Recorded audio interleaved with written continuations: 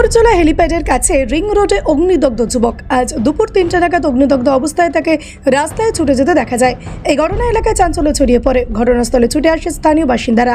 তারা জল ঢেলে আগুন নেভায়। খবর পেয়ে ছুটে আসে চ্যাটার্জিহাট থানার পুলিশ। ওই যুবককে উদ্ধার করে ভর্তি করা হয় হাওড়া জেলা হাসপাতালে। এখানকার বার্ন ইউনিটে সে এখন চিকিৎসাধীন। অবস্থা আশঙ্কাজনক। হাসপাতাল সূত্রে খবর তার দেহের 80% পুড়ে গেছে। পুলিশ সূত্রে খবর ওই যুবকের নাম মফিজুল মিদ্দে, বয়স 24 বছর, হুগলি ডানকুনির বাসিন্দা। কিন্তু কেন সে এখানে এসেছিল এবং কিভাবে অগ্নিদগ্ধ হলো তা এখনো স্পষ্ট নয়। গোটা ঘটনা খতিয়ে দেখছে পুলিশ।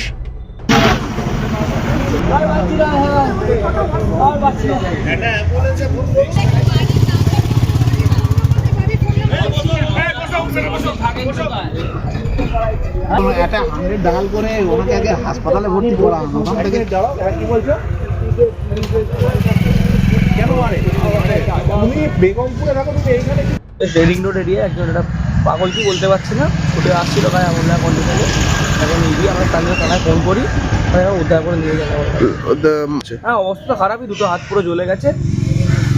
পুরো গায়ে না হলো কিছু জামা ফামা সবই জ্বলে আগুন লাগাচ্ছিল। আগুন লাগা অবস্থায় ছুটে আসছিল? হ্যাঁ। কোন জায়গায় ছুটে আসছিল? এই সামনে এই মোড়টা দিয়ে, হ্যাঁ স্টেডিয়ামের মোড়টা দিয়ে। আচ্ছা, এটা কোন জায়গা? স্টেডিয়াম রিং রোড, চ্যাটার্জিহাট থানার অন্তর্গত। আচ্ছা, নিয়ে গেছে? হ্যাঁ, এই নিয়ে গেছে, এই মাত্র নিয়ে গেছে চিকিৎসার জন্য। হ্যাঁ। কোথাকার বাসিন্দা বলে জানা গেছে? আমরা জানি না, এখানকার বাসিন্দা বলে জানা যায়নি। আপনার নাম? হ্যাঁ, প্রিয়াঙ্কু ঘোষ। এলাকার